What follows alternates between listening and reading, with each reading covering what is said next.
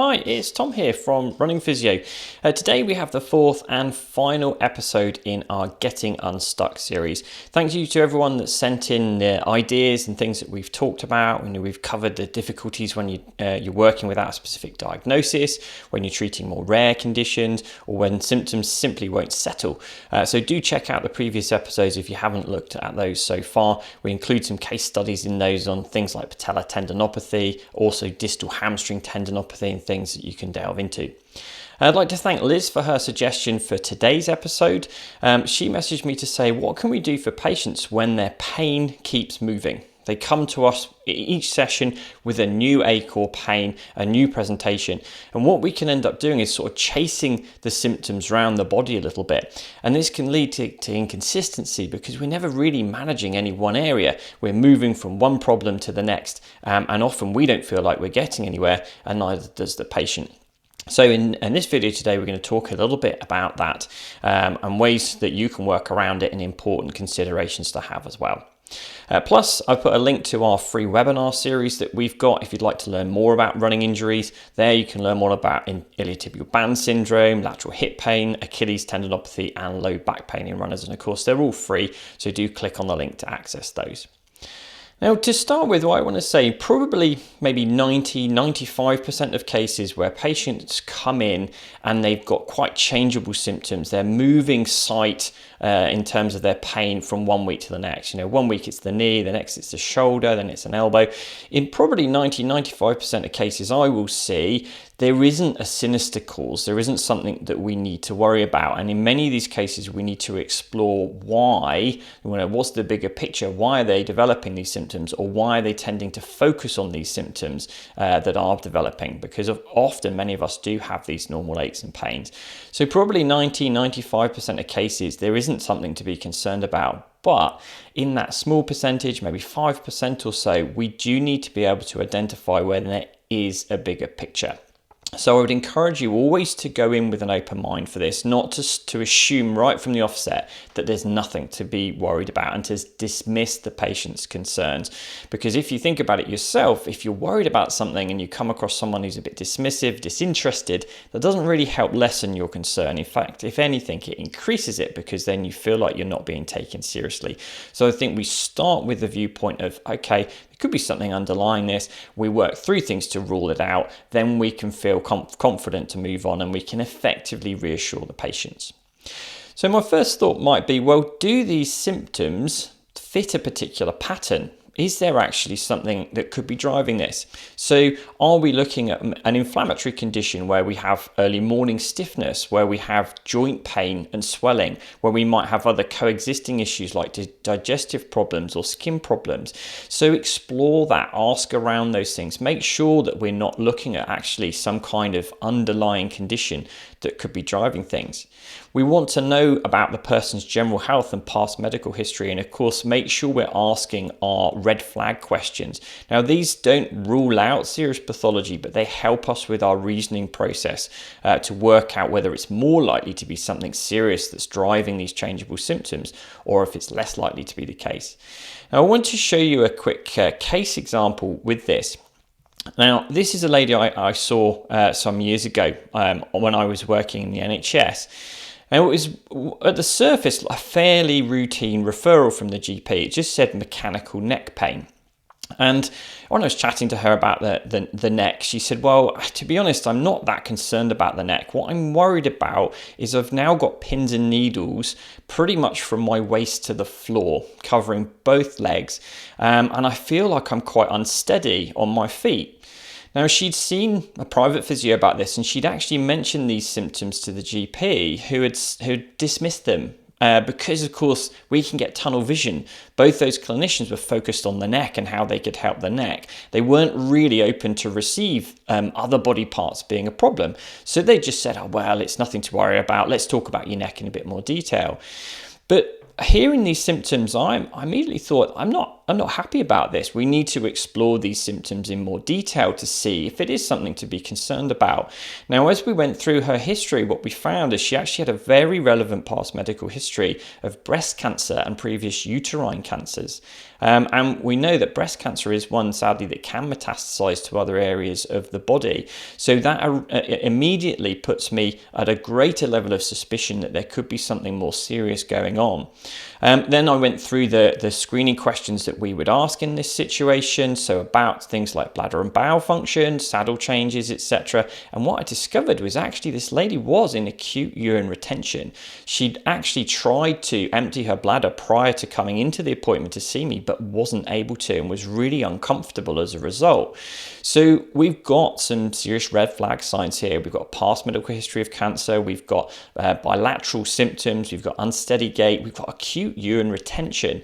So what we did was then sent her immediately to A&E with a letter explaining the symptoms and our concerns. Obviously, we reassured the patients and said that this was appropriate next step to do. And it turned out when she went to A&E, they did an MRI scan, which showed that this neck pain was actually largely due to a tumour, I believe at C7, that was compressing the spinal cord and leading to these symptoms going down, obviously into the leg, leading to altered bladder function and everything else. And that tumour was then successfully removed.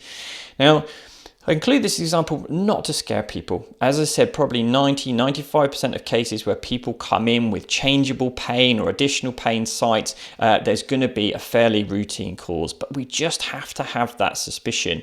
If they are having changeable pain, we need to be prepared to investigate it a little bit. And as we can see, those other clinicians didn't, and they dismissed someone who actually did have a serious underlying pathology.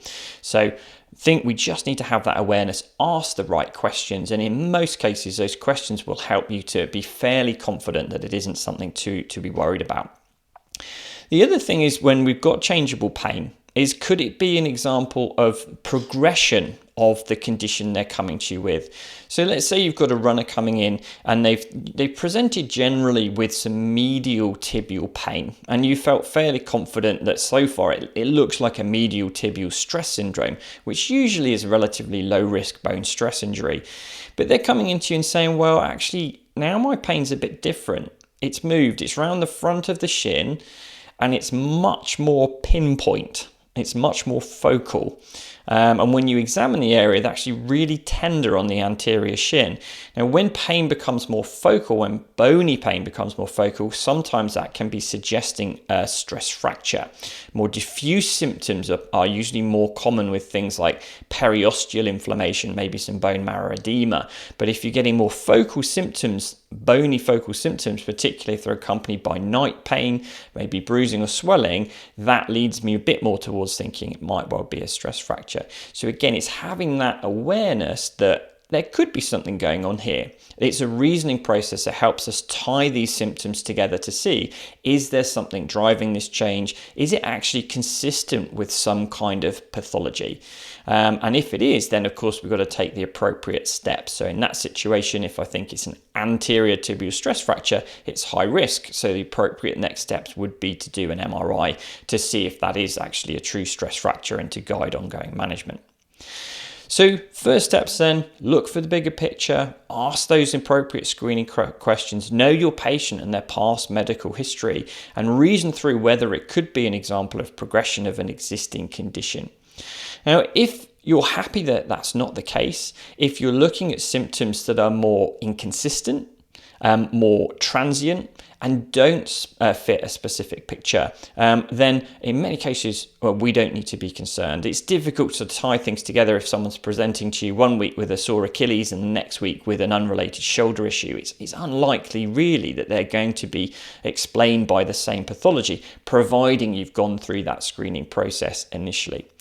So in those situations with inconsistent, transient, changeable symptoms that don't fit a specific picture, then I think we first of all need to remember that not everything needs to be treated.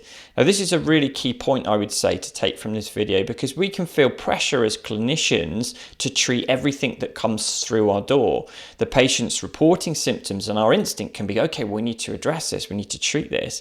But with these changeable symptoms, they're quite often acute. They've come on in the last few days. And I think it's very reasonable in lots of these cases to say, well, let's not rush to treat this. Let's just wait and see and give this a chance to settle on its own, because many of those acute things will do. And by making that choice with the patient, and it should be a choice with them, it takes the pressure off you, and you don't feel like you need to try and come up with a treatment plan for 3 or 4 different body parts. It also takes the pressure off the patient, because they don't have to come up with with rehab. They don't have to do rehab for 3 or 4 different body parts, which can become a bit exhausting for them. You can end up with this great big long collection of unrelated exercises to do for that. So first point, do remember not everything needs to be treated. And if you do choose to treat something with the patient, we need to work with them, be guided by them, and I would tend to treat the more consistent issue. That knee problem that's been with them for 3 or 4 months, that's the thing that they've come to see us with. I'd be really probably focusing on addressing that, not the slightly sore shoulder that they developed this week, or the elbow pain that they had last week, or the new transient symptoms that are going to come and go. And that allows us to stay on track to treat the thing that's been more consistent for them and probably does warrant a little bit more treatment, that hasn't got better, just given time for it to recover. Now, the other thing I found working with people that present to us with the different, lots of different changeable pain sites, is if that's not driven by a specific pathology, which it isn't in most cases, I often wonder, well, what is it driven by? Why are they coming to us with lots of aches and pains? And sometimes we can't know, but sometimes with patients, I find that those patients with lots of new pain sites are often those that will focus on and worry about pain, particularly new pain. So it's really important, I think, to explore and ask them, what do you think about when you have a new pain? What goes through your mind? What do you do? Do you jump on Google and look it up and find a horror story about somebody who had a similar pain and now has a really persistent, painful condition? Do you worry about it? Do you ruminate on it? Are you thinking about it all day? And if that's the case, that I think will often be the driver of the issue here. And sometimes as you probe in and learn about it with the patient, you find it's not the severity of the pain that they're that bothered about. It's the distress and worry that it causes them, because they're starting to wonder about the meaning. So these are the kind of questions I think what we want to ask about. What do you think's going on with this pain?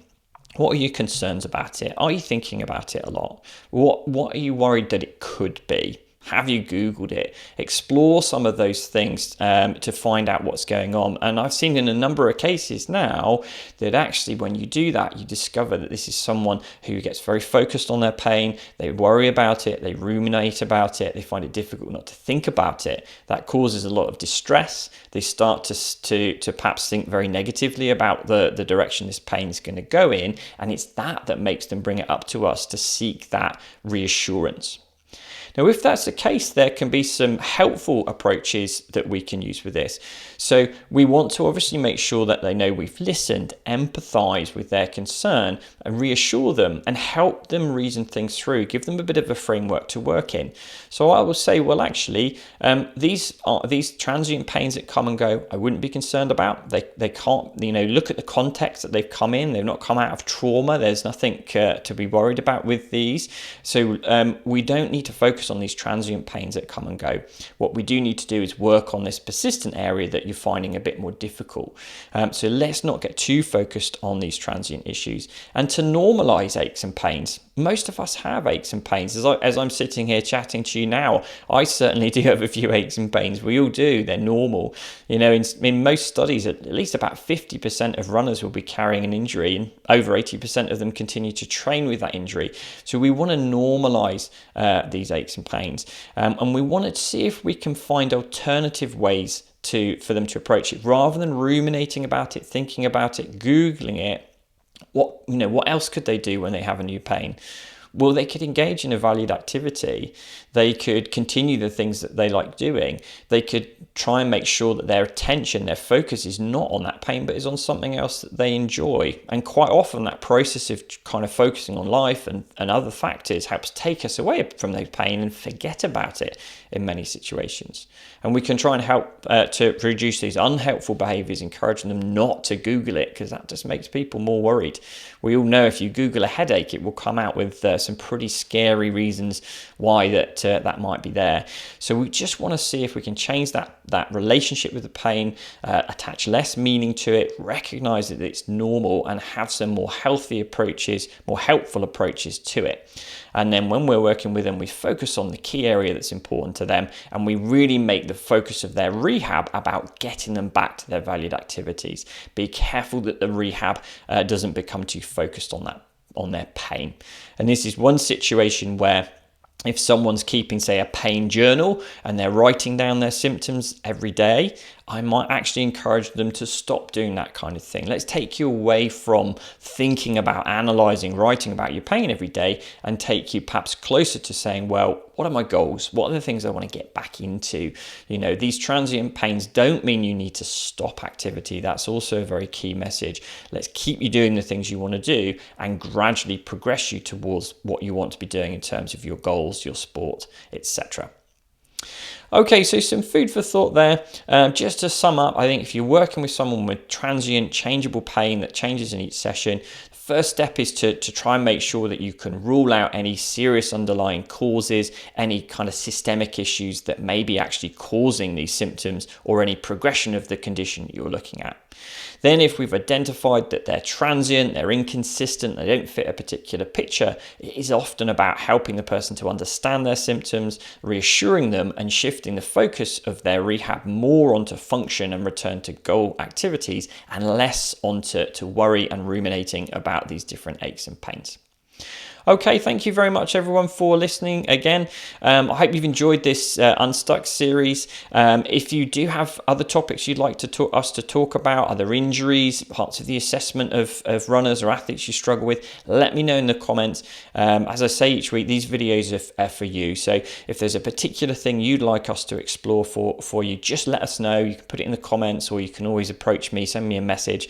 We're always happy to produce new videos and try and help you as much as we can in clinic. And if you'd like to find out more about running injury, do check out our different webinars in the link that I've put there. As I said, they're all free, and there's some real crackers in there for you. Okay, thanks again for listening. Bye for now.